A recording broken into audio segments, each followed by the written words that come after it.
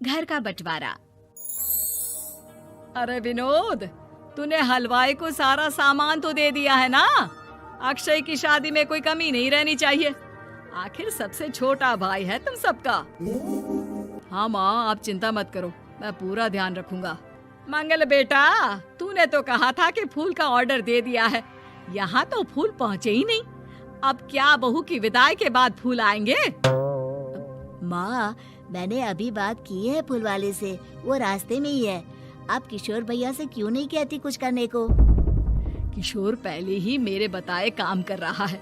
पास के सभी रिश्तेदारों और मोहल्ले वालों को कार्ड वही तो देकर आया था।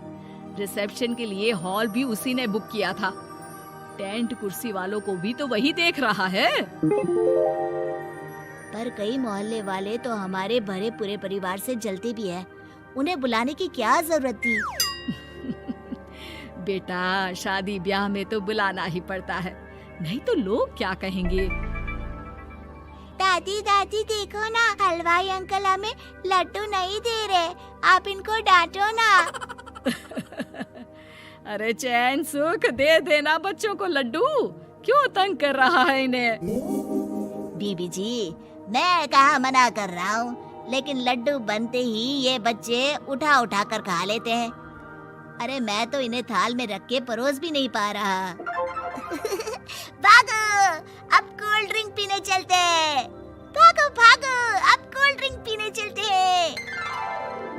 जैसे कि आप देख रहे हैं, आज इस घर के सबसे छोटे बेटे अक्षय की शादी है। घर में बहुत चहल पहल है। कुलभूषण की बीवी कमला को फुर्सत ही नहीं है कामों से, लेकिन कुलभूषण और घर के बाकी लोग कहाँ हैं? आइए देखते हैं।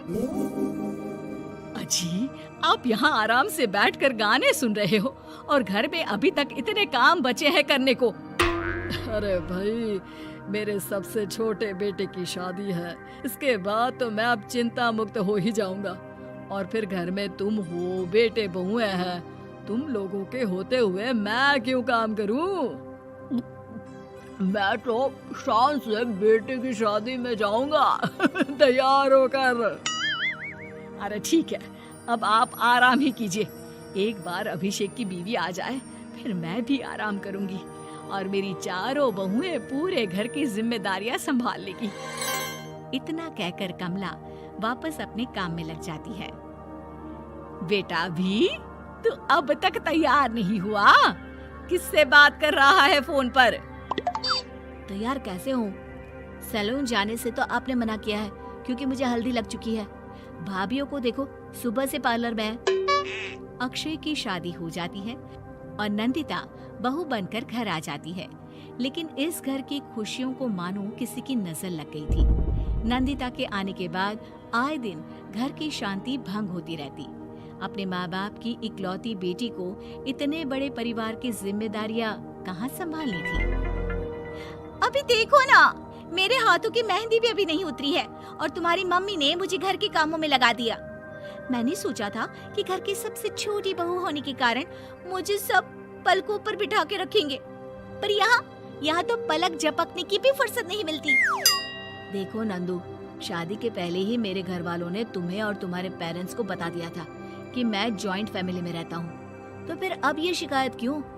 और फिर तुमसे पहले मेरी भाभियां भी तो आई थी शादी करके, उन्होंने तो कभी कुछ नहीं कहा। नंदिता तब तो चुप हो जाती है, लेकिन ऐसा बहुत दिनों तक नहीं चलता। अरे नंदिता, माँ बाबूजी की दवाई का टाइम हो गया है, उन्हें दवाई दे आओ और उसके बाद सबके लिए नाश्ता बना देना। पर भाभी, मैं तो अभी अपना फेवरेट सीरियल देख रही हूँ, प्लीज मेरी जगह आप कर लो ना ये काम। ठीक है, मैं तेरी जगह माँ बाबूजी को दवाई दे आती हूँ और नाश्ता बना लेती हूँ। तू मेरी जगह पूरे घर की डस्टिंग करके 5 बच्चों को स्कूल के लिए तैयार करके भेज देना और दोपहर का खाना बनाने के बाद कपड़े धोकर सुखा देना। उसके बाद हम दोनों मिलकर बाजार जाकर सब्जी ले आएंगे, फिर डिनर की तैयारी कर लेंगे और उसके बाद बस भाभी, मैं माँ बाबूजी को दवाई देकर सबके लिए नाश्ता बना देती हूँ। ये भगवान, ये कहाँ लाकर फंसा दिया मुझे। मेरे घर में तो गिनती की 8 रोटियां और 2 सब्जी बनती थी और नाश्ता निपट जाता था। यहाँ तो रोटियों का ढेर और सब्जियाँ बड़े बड़े पतीलों में बनानी पड़ती है। नाश्ता बनते बनते लंच का टाइम हो जाता है और लंच बनते बनते डिनर का।